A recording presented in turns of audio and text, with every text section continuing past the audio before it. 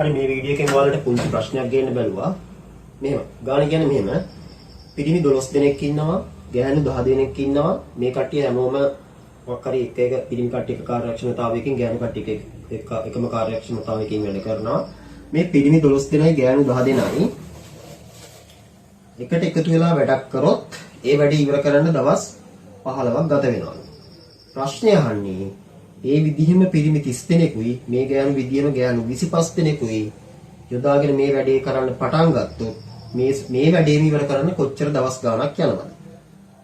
කතන්දර දාලා ගාණ හදන්න පුළුවන්. ඒවට බලන්න. ගාණ හදලා try කරලා බලන්න උත්තරේ කමෙන්ට් කරන්න කමෙන්ට් කරලා හිතලා බලන්න. කමෙන්ට් කරන්න මම මේ වීඩියෝ එකෙන් පැහැදිලි කරන විදිහටද ඔයාලා ගාණ හැදුවේ කියලා. මේ බලන්නකෝ.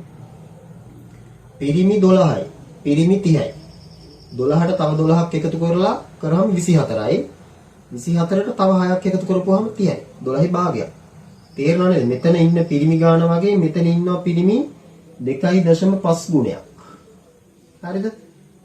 මෙතන ඉන්නවා ගෑනු 10ක්. මෙතන ඉන්නවා ගෑනු 25ක්. 10 ගුණ කිරීම 2.5ම 25යි. හරිනේ? මොකද වෙලා තියෙන්නේ? මෙතන ඉන්න පිරිමි ගානයි මෙතන ඉන්න ගෑනු ගානයි 2.5 ගුණයකින් වැඩි වෙලා තමයි මෙතෙන්ට අවිල්ලා තියෙන්නේ. පැහැදිලිද?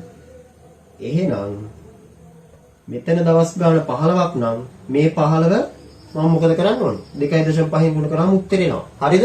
වැරදි. ඇයි?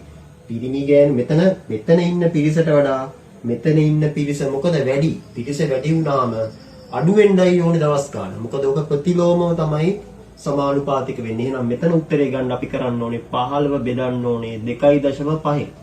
උත්තරේ එනවා කීයද? 2.5 15ෙන් බෙදුවාම ඔන්න 150 බෙදන්න උත්තරේ 6යි කියලා ඔයාලට ටක් දාලා දවස් 6ක් කියලා උත්තරේ ගන්න පුළුවන්. අනිවාර්යෙන් කමෙන්ට් කරලා යන්න මේ විදිහට ඔයාලා ගාන හැදුවේ කියලා.